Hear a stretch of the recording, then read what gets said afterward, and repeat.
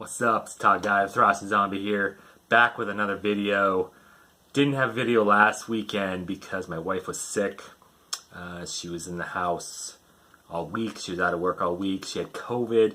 Fortunately, I never caught it. I don't like making videos when people are in the house. I mean, if my kid's here and she's in her room asleep, I can make one, but my wife wasn't asleep. She was kind of better on a Saturday, but she was still here. But anyway, I didn't make one. This is as you can see by the title, continuing my 50 years of my favorite albums. Before we get to that and everything else, I have to mention, I've said that I've been wanting a copy of Testament's The New Order on vinyl. That's like one album I've been looking for. Every time I see one, it's super expensive. I said I needed a reissue. And guess what? It is being reissued finally from Nuclear Blast Records. New Order and their first album, The Legacy, are both being reissued on vinyl, colored vinyl. It's like a splatter or something, which I would prefer just a black, but whatever. Fairly cheap as well, under $30. Releasing April 26th. I think it's coming out in April. So if you're looking for a vinyl copy of The Legacy or The New Order, and you don't mind that they're reissues, go to nuclearblast.com, type in Testament under the search, and pre-order. The New Order only has 2,000 copies, I think. I didn't look at The Legacy. I just wanted The New Order. I think it was only like 2,000 copies worldwide. So if you want to get a copy, go to nuclearblastrecords.com and pre-order it. Because they're reissuing it finally. I'm so happy. Okay, that's out of the way. Now, as you can see by the title, this is 1987, right? Is it 1987? No, it's 1986. I'm sorry. 1986. I am 13. Yes, 13 years old. Still at 13, I wasn't into the music I'm into now. I was still kind of just learning what I wanted to listen to. Still just really listened to what was popular at the time.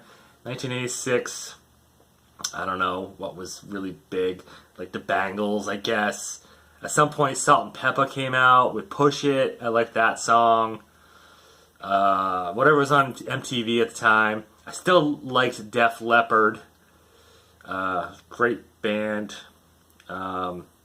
Nothing really. I think one of these, 2, 3. Actually, no. I think just one of these bands I knew maybe back then.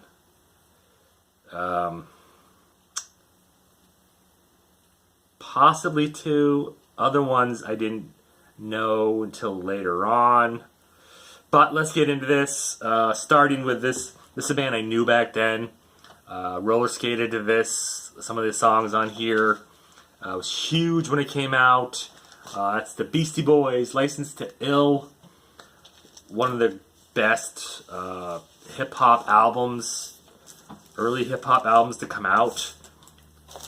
3 white guys from freaking New York doing like rap and hip hop. They don't even look like freaking rap or hip hop guys. Just an amazing album. Rhyming and stealing, the new style. She's crafty. Posse in Effect, Slow Ride, Girls, Fight for Your Right. I love that one because it was heavy. And I was kind of really into the heavier stuff, even not really heavy, but I think that was one of the songs that got me like, oh, I really like this because it's like drums and guitar and it's heavy. No Sleep Till Brooklyn, that was huge. Paul Revere, Hold It Now, Hit It. Brass Monkey was huge. Slow and Low, Time to Get Ill. Was it Paul Revere or No Sleep Till Brooklyn that had the Kerry King solo in it? I forget which one that was. Yeah, Girls. Yeah, just a great album. if you like hip hop, rap kind of stuff, it's fun. It was funny. It wasn't real serious. It was good stuff. And then I think the rest of these, maybe one more of these I might have heard this time. Iron Maiden, Somewhere in Time. I'm going to tell you now, pretty much every 80s Iron Maiden album is going to be on here, except probably for the first two. Self-Titled and Killers. They're okay, but they weren't really my favorites. Listening to these other ones with Bruce Dickinson in them, though, I've gotten to the point where I'm like, wow, this is really fucking good. So, what does there say about this album, Somewhere in Time? People talk about this album all the time. And of course, a list from 1986 of metal wouldn't be complete without this album. Probably one of the greatest thrash metal albums ever made. Slayer's Rain in Blood. 30-something minutes or so of just pure, in-your-face, kick you in the nuts fucking thrash metal. It never lets up. Just, you listen to it and you just want to listen to it again. It's just fucking amazing. I remember I had the cassette of this, and it was so short that both sides were exactly the same. They had all the songs on one side, and then the other side were all the same songs again, because it was just easier that way. Angel of Death, obviously, Piece by Piece. I know all these songs. Necrophobic, Altar of Sacrifice, Jesus Saves, Criminally Insane, Reborn, Epidemic, Postmortem, Rain in Blood. And you can't play Rain in Blood without playing Postmortem. You got to play those two together. Postmortem goes right into Rain in Blood.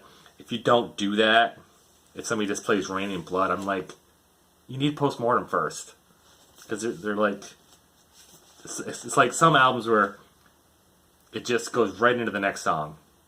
Same thing with Entombed's Clandestine, the first and second song. There's like one millisecond of silence between the songs, but it goes right into the next one. It's like a little bass thingy. It goes right into the next song.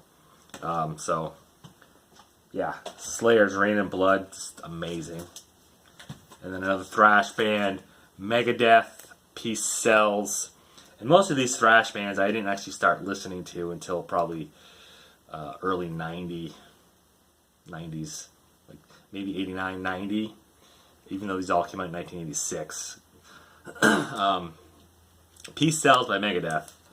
I'm not really a huge Megadeth fan anymore, but I can listen to this and So Far So Good So What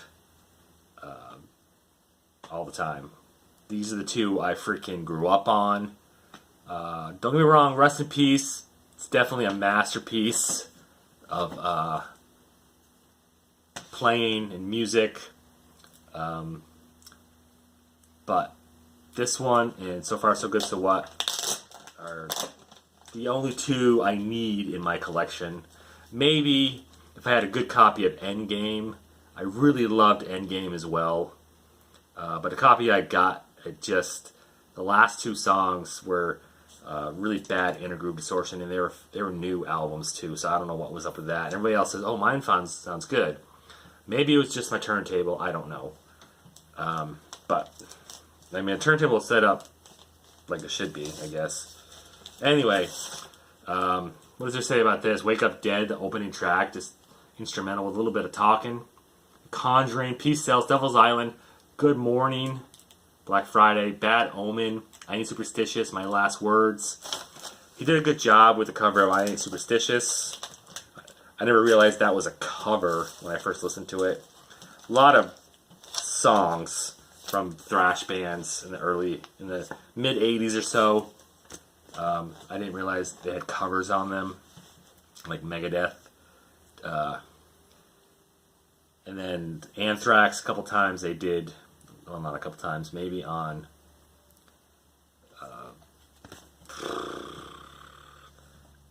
State of Euphoria and the one after that, Persistence of Time. They had covers. Didn't realize they were even covers. I thought they were their own songs. I didn't know a lot about music until probably the last 20 years, so I didn't really do a lot of research or anything like that because I didn't have access to the internet, and I didn't know how else to get information. So I know a lot of people knew. Cinderella Night Songs. By the picture, they get lumped in with glam, hair metal, sleaze metal, or whatever, but it's very hard rock, bluesy kind of. Great album. I like Long Cold Winter better, personally, because it's more bluesy. But Night Songs, Shake Me, Nobody's Fool, Nothing for Nothing, Once Around the Ride, Hell on Wheels, Somebody Save Me, In From the Outside, Push Push, Back Home Again. Just another great album. And this one gets shit on a lot, and I don't know why. I really like this album. This is my introduction to this band. Probably because the title track gets played to death on the radio sometimes in certain areas. It's been in movies, TV shows, a commercial. It's Europe's The Final Countdown. Only track I can't listen to is the song Carrie. The simple fact that my kid's birth mother, her name is Carrie. It's spelled differently, but it still sounds the same, and yeah, no, she's a fucking bitch. But anyway, yeah, I always love this album. I also like the one after this and the one before this. So I don't know. This is very commercial, yes. Rock the Night, Carrie, Danger on the Track, Ninja, Cherokee, Time's Come, Heart of Stone, On the Loose, Love Chaser. Back when I was a teenager, this was amazing, I thought. I still think it's great. I still listen to it. Another one, Poison, Look What the Cat Dragged In. This is a great hard rock album. I mean, this album sometimes gets shit on too, but I mean, Cry Tough is great, I Want Action is great, I Won't Forget You, it's a typical ballad. Play Dirty, Look What the Cat Dragged In is my absolute favorite freaking Poison song. Talk Dirty to Me, Want Some, Need Some, Blame It on You, Number One Bad Guy, Let Me Go to the Show. I thought this was fucking great. This is like second wave glam. Maybe it wasn't second wave yet, but I think it is. This is like mid 80s, 86 to 90 or so is when all these hair glam metal bands started coming onto the scene, exploded. And then we have Ozzy's The Ultimate Sin, which was also kind of glammy and sounding in a way, commercial. It's a great album, though. Don't get me wrong. When it first came out, I had listened to fucking, Bark at the Moon to death, and that was my favorite Ozzy album, Bark at the Moon. It's great. Lightning Strikes, Killer Our Giants is great. Thank God for the Bomb. Never, The Shot in the Dark, the title track, Secret Loser, Never Know Why, Fool Like You. For some reason I thought this was produced by Bob Rock, but it's not. It's produced by Ron Nevison. Definitely went more poppy sound on this to me. It's still great though. And then my original copy of Creator Pleasure to Kill, the jacket is beat to shit. I can lift this part up, but the record is in nice shape. Very great looking record. Very few, if any, scratches or marks on it, but the jacket is beat to shit. Choir of the Damned, Ripping Corpse, Death is Your Savior, Pleasure to Kill, Riot of Violence, The Pestilence, Carrion, Command of the Blade, Under the Guillotine. This is their second album. Like I said, original Combat label from Noise Records as well. Just Creator. Awesome band. What time is it? I gotta go pick up Chinese food in a bit. It's 5:30. Got time? Voivod, Roar. Their second album, I believe. Really gotten into Voivod in the last 10 years or so. I still can't really tell you any like my favorite songs. Fuck Off and Die is great, I think. Slaughter in the Grave, Korgel the Exterminator. I'm going out of order here. Ripping Headaches, Horror. Is that 2 different songs? Yep. Thrashing Rage, Hell Driver, Build Your Weapons to the Death. Still kind of in that controlled chaos noise sound that I call it. They're getting more into the thrashy type. I always love like thrashy sci-fi type shit. That's why I liked Vector so much. Even though everybody's like, don't listen to Vector, he's a women abuser. Tommy Lee? Hello? People still listen to fucking Motley Crue? Who gives a fuck? Anyway, Metallica, Master of Puppets. Another album that should always be on a list from 1986 of some of the greatest albums from 1986. Master of Puppets. Probably their greatest album ever. People go back and forth between this, my nose itches, and Ride the Lightning. I prefer Master of Puppets.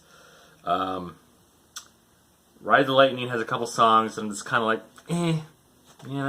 Escape, Trapped Under Ice, But, then it has the Call of Cthulhu, and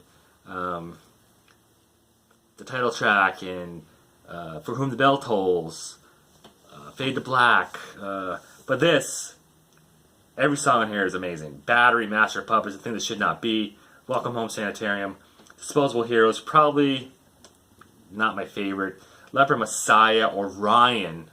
Oh, Cliff's playing in that, just fucking great. Damage Incorporated. Yeah, I fucking love Master of Puppets. I need a new copy. This one was played on a shitty record player, like a all-in-one CD player, record player, radio. I paid $70 for it. Had one of those red needles. Probably really heavy on here, so it doesn't really sound the greatest. I could just go buy a new one, I guess. But this, I'm going to keep it because this is from like 2008. So, and then last but not least, Fatal Portrait by King Diamond. This is obviously a reissue, just on black vinyl. I heard them before I heard this, and but this is great. This is before every album was a concept album. It's got the Candle, the Jonah, the Portrait, Dressed in White, Sharon, Lurking in the Dark, Halloween, Voices from the Past, and Haunted. I think some of these were on another album or something. Why is there asterisks there? Oh, those musics were by King Diamond and some other people. Gotcha. But yeah, King Diamond, great. And that's it. From 1987. I was still in California, or 1986. Sorry, I keep saying 87. 1986. Because 87 is when I really get into music, I think. 86, 13 years old, in California, on an army base that's no longer there. Starting some great albums for the next probably freaking 6 years or so, 7 years, where I'm going to start, it's going to be more of a pile after this. I think each year gets bigger because I really got into music in my late teens. So, but until next time, well, thanks for watching. I'll see you next time. Rock on.